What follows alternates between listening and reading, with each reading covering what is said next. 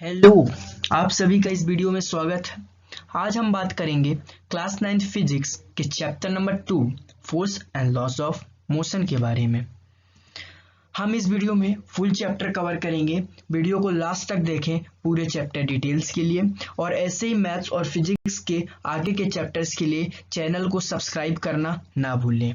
अब आइए हम बिना टाइम वेस्ट किए वीडियो को स्टार्ट करें। सबसे पहले जैसे कि आपका चैप्टर का नाम है force and laws of motion, means हम इसमें फोर्स पढ़ेंगे एंड लॉज ऑफ मोशन के बारे में पढ़ेंगे। तो आपने फोर्स की डेफिनेशन क्लास 8th में पढ़ी होगी, फोर्स इज पुश और पुल। बट अब आपका स्टैंडर्ड बढ़ गया है, अब आप आ गए क्लास 9th में, दैट्स वाई फोर्स की डेफिनेशन का भी स्टैंडर्ड बढ़ेगा। अब आइए हम देखते हैं इस साल की क्या है नई डेफिनेशन। सो फर्स्ट क्वेश्चन ये अराइज होता है, what is force? So, force is a physical quantity which causes change in position of an object, which means rest to move or move to rest or tends to change the shape and size of the object. Means force एक ऐसी quantity है जिसके कारण किसी भी object की position change हो सकती है। मतलब अगर कोई ऑब्जेक्ट रेस्ट पर है तो उस पर अगर आप फोर्स लगाते हैं तो मोशन मूव करने लग जाएगा, मतलब मोशन पर आ सकता है। और अगर वो मोशन पे ही है तो या तो इसकी स्पीड चेंज हो सकती है, या तो आप उस पर फोर्स लगा के आप उसे रेस्ट पर भी ला सकते हैं। और फोर्स के कारण किसी भी ऑब्जेक्ट की शेप और साइज भी चेंज हो सकती है। That's why force is a physical quantity which causes change in position of an object, which means rest to move or move to rest or tends to change the shape and size of object. अब हम बढ़ते हैं आगे, जिसमें हम पढ़ेंगे examples. तो ये देखिए, इस आदमी ने अपने हाथ से इस बोतल पर फोर्स लगाया जिसके कारण बोतल डिफॉर्म हो गई। डिफॉर्म मीन्स इसकी शेप एंड साइज चेंज हो गई। दूसरा एग्जांपल देखते हैं, बैट्समैन। तो बॉल आई तो बैट्समैन ने इसकी स्पीड, इसकी डायरेक्शन और पोजीशन को इस बॉल की अपने बैट के माध्यम से चेंज कर दी। मींस उसने बैट से बॉल पर क्या किया, फोर्स लगाया। That is the example of force.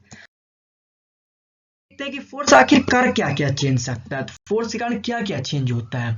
तो फोर्स के कारण size, shape, speed, position and direction, these are the 5 things which force can change. For example, जैसे कि यही मैंने हाथ आपको पहले ही बताया, इसमें इसने फर्स्ट 2 चीजें चेंज कर दी, साइज एंड शेप को इसने उसके बॉटल के चेंज कर दिया।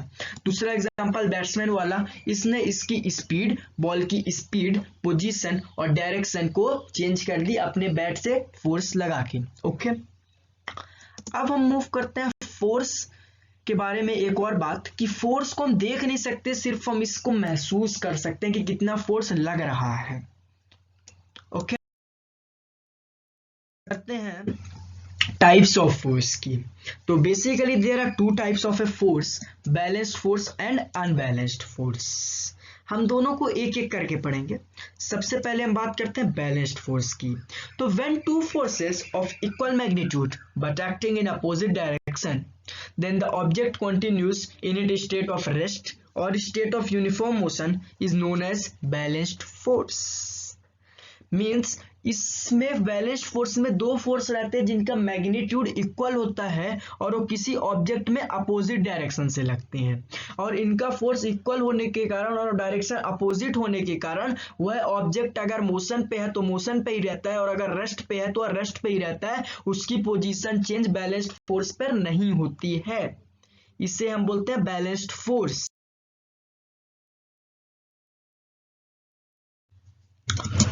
नाउ एग्जाम्पल हम देखते हैं बैलेंस्ड फोर्स का। तो यहां पर एक काट है जिसे 2 लोग पुश कर रहे हैं, बट इनका फोर्स अपोजिट एंड इक्वल होने के कारण यह कैंसल आउट कर दे रहे हैं और इनमें कोई भी मोशन, इस काट में कोई भी मोशन नहीं हो रहा है, वह उसी पोजीशन पे रेस्ट पर ही है। दूसरा एग्जांपल देखते हैं, जैसे कि ये बॉक्स पर भी 2 लोग अपने हाथों से फोर्स लगा रहे हैं, but force equal and opposite होने के कारण कैंसिल कर दे रहे हैं एंड नेट फोर्स हो जा रहा है 0। इस कारण कोई भी एक्सीलरेशन नहीं आ रहा है। फोर्स की बात करते हैं, दैट इज अनबैलेंस्ड फोर्स। तो अनबैलेंस्ड फोर्स क्या होता है? When 2 forces of unequal magnitude act in opposite direction, then the direction moves in a large force and this force is known as unbalanced force. Means unbalanced force में ऐसे दो force लगते हैं जिनका magnitude equal नहीं होता है और वो अपोजिट डायरेक्शन पे तो लगते हैं, लेकिन कोई भी ऑब्जेक्ट अगर रेस्ट पे है तो वह उस डायरेक्शन में मूव करने लग जाता है जिस डायरेक्शन से लार्जर पावर का फोर्स लगता है। That is unbalanced force. इसमें डिफरेंस यही है बेसिकली बैलेंस्ड और अनबैलेंस्ड में कि बैलेंस्ड में इक्वल मैग्नीट्यूड के फोर्स लगते हैं, इसमें अनइक्वल मैग्नीट्यूड के फोर्स लगते हैं। ओके अब हम एग्जांपल देखते हैं। जैसे ये आदमी अपने वेट से फोर्स लगा रहा है शीशों में, तो इसका वेट ज्यादा होने के कारण यह नीचे आ गया और इसका वेट कम होने के कारण यह ऊपर है। मींस दोनों का फोर्स इक्वल नहीं है, इसलिए एग्जांपल किसका है? अनबैलेंस्ड फोर्स का। हम सेकंड देखते हैं। इसमें यह रोप ये दो लोग मिलके खींच रहे हैं और इसमें सिंगल पर्सन इस रोप को खींच रहा है। इस कारण इन दोनों का फोर्स इससे ज्यादा हो जाएगा, इसलिए जो रोप है वो इन दोनों के साइड मूव करने लग जाएगी। Means the direction of force in the direction of larger power of force, मतलब इस टाइम पर फोर्स की डायरेक्शन इन दोनों के साइड पर हो जाएगी। That's all about balanced and unbalanced force. कि बेटा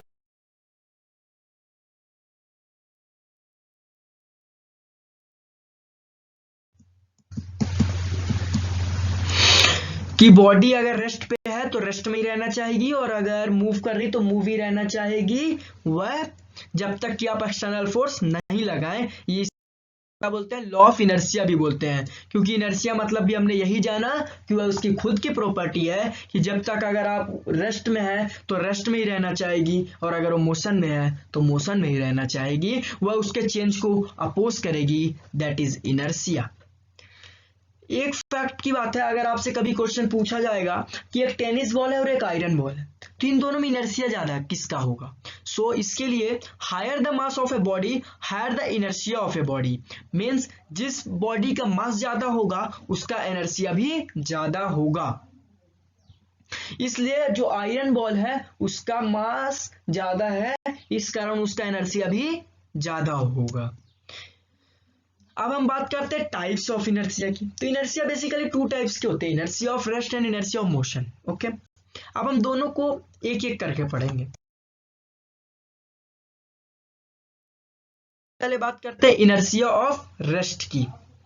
तो इनर्शिया ऑफ रेस्ट में it is the property of a body to oppose or resist any change in its state of rest is known as inertia of rest। means यह body की property होती है कि अगर कोई भी बॉडी रेस्ट पे है तो वह मोशन पे आने से अपने आप को रोकता है, वो अपने आप को रेजिस्ट करता है, अपोज करता है कि मैं मोशन पे न जाऊं, रेस्ट में हूं तो रेस्ट में ही रहूं, इसलिए उसको बोलते हैं इनर्शिया ऑफ रेस्ट। क्लियर?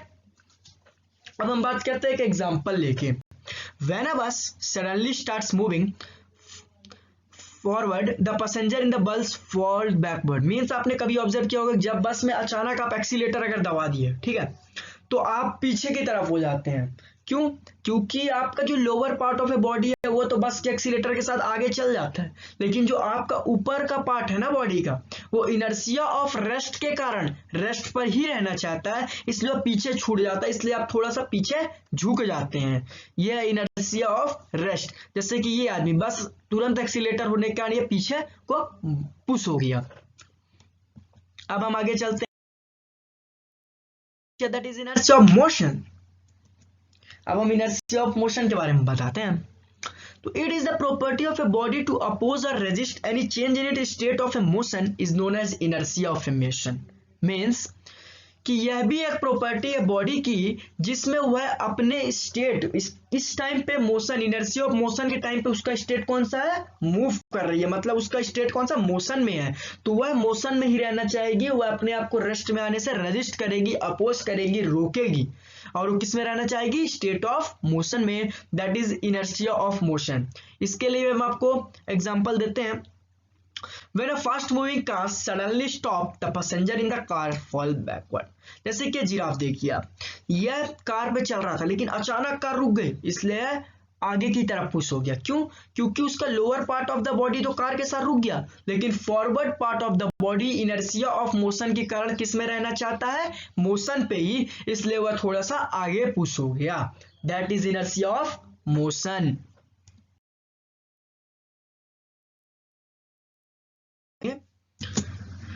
एक टर्म की बात, मोमेंटम, जिसका आपका आगे काम पड़ेगा। अब हम इसकी डेफिनेशन भी आपके लिए काफी इंपॉर्टेंट होगी। मोमेंटम, सो मोमेंटम बेसिकली वह होता है कि क्वांटिटी होती है, basically it is a quantity of motion possessed by moving body is known as momentum of a body. Means यह मोशन, कितना मोशन हो रहा है, कितनी क्वांटिटी है मोशन की एक मूविंग बॉडी की। मोशन क्या है? Distance per unit time, means जितना डिस्टेंस वो पर यूनिट टाइम कर रहा है उसकी क्वांटिटी को हम नॉर्मली क्या बोलते हैं? Momentum of the body. और मोमेंटम किसके बराबर होता है? Momentum is equal to the product of mass of a body and the velocity. Means जो मोमेंटम है वो प्रोडक्ट होता है किसका? मास और वेलोसिटी का।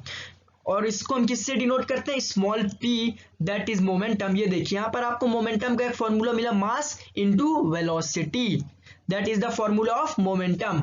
दैट यही यहां पर लिखा है, momentum body is equals to the product of mass and velocity. ये आपका हो गया सिंबॉलिक फॉर्म में, p is equal to m dot v, dot is your multiplication and this arrow, यह एरो आपके पी के ऊपर इसलिए है क्योंकि यह क्या है? एक वेक्टर क्वांटिटी है, और वेक्टर क्वांटिटी पे डायरेक्शन होता है, इसलिए किसको शो करती है? एक सिंबॉलिक फॉर्म किसका है? किसके साथ? ये वेक्टर क्वांटिटी और जिसके पास क्या है? डायरेक्शन है। इसलिए पी और वी दोनों वेक्टर क्वांटिटी है जिसमें मैग्नीट्यूड और डायरेक्शन दोनों होता है, इसलिए यहां पर क्या है? इनके ऊपर एरो लगी हुई है।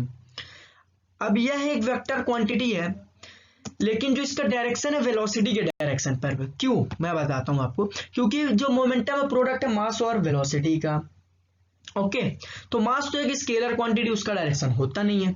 वेलोसिटी एक वेक्टर क्वांटिटी है जिसके कारण मोमेंटम भी वेक्टर क्वांटिटी बना। सो डायरेक्शन किसकी लेंगे? जो वेक्टर क्वांटिटी होगा। मास की कोई डायरेक्शन होती नहीं है, डायरेक्शन होती है तो किसकी? वेलोसिटी की। इस कारण जो मोमेंटम की डायरेक्शन होगी वह वेलोसिटी की डायरेक्शन के बराबर होगी। ओके, अब हम बात करते हैं यूनिट ऑफ मोमेंटम की।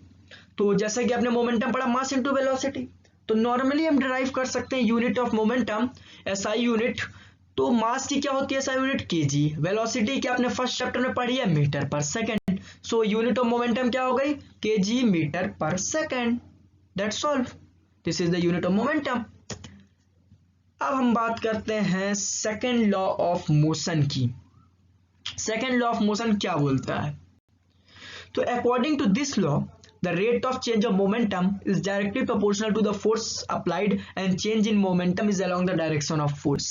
तो मैंने आपको मोमेंटम बताया था, तो rate of change of momentum से क्या मतलब है? Rate of change of momentum से मतलब है change of momentum per unit time. Change का मतलब है final momentum minus initial momentum, मतलब कहां से स्टार्ट किए और कहां खत्म किए। तो फाइनल जहां खत्म किए माइनस इनिशियल जहां से स्टार्ट किए थे उसको बोलते हैं अपन चेंज।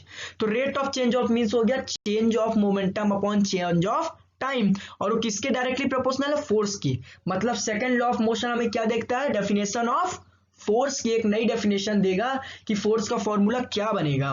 तो इसमें यह बोला है कि जो फोर्स है वो डायरेक्टली प्रोपोर्शनल है किसके?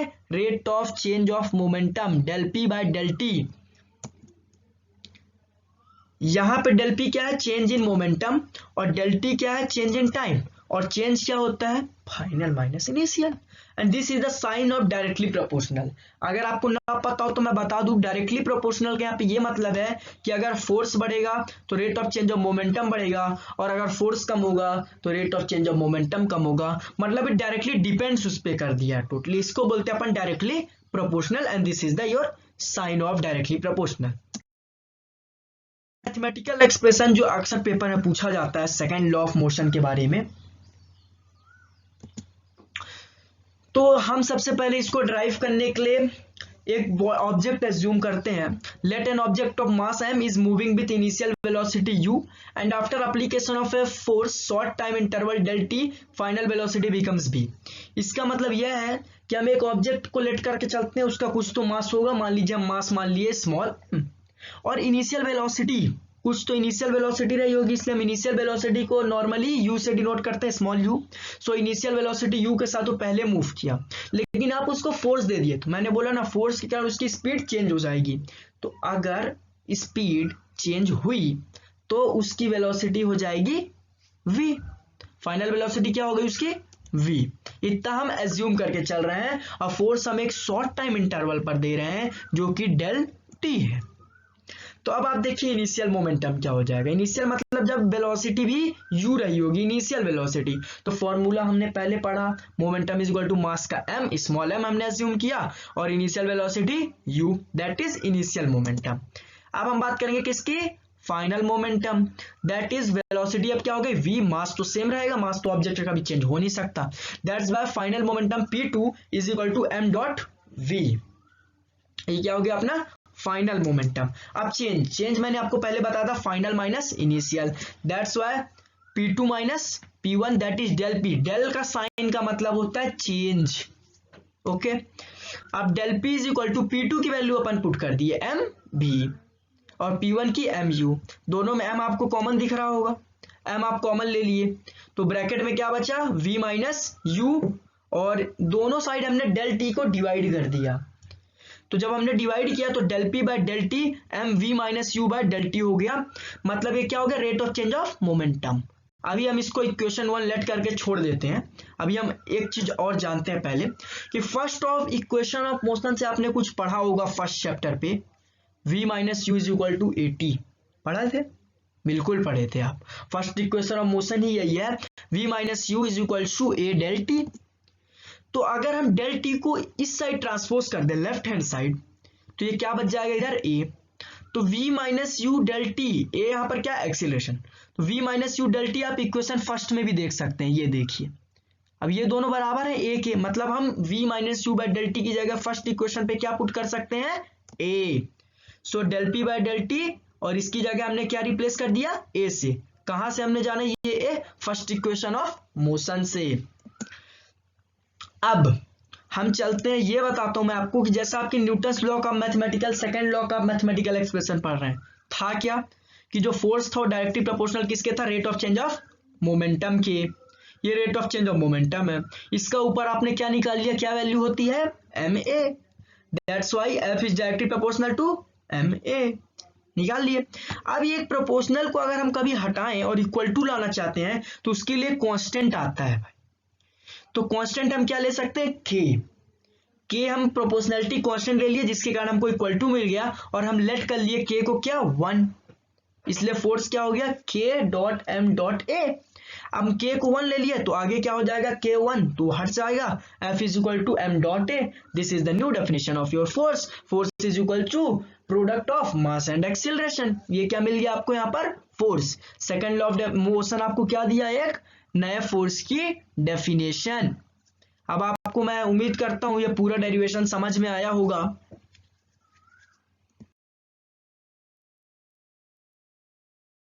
सेकंड लॉ ऑफ मोशन तक समझ में आ गया होगा। अब हम बात करेंगे थर्ड लॉ ऑफ मोशन की।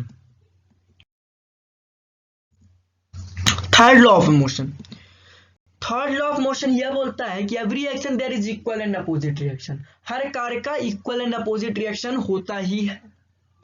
यह आपने बहुत बार ऑब्जर्व भी किया होगा।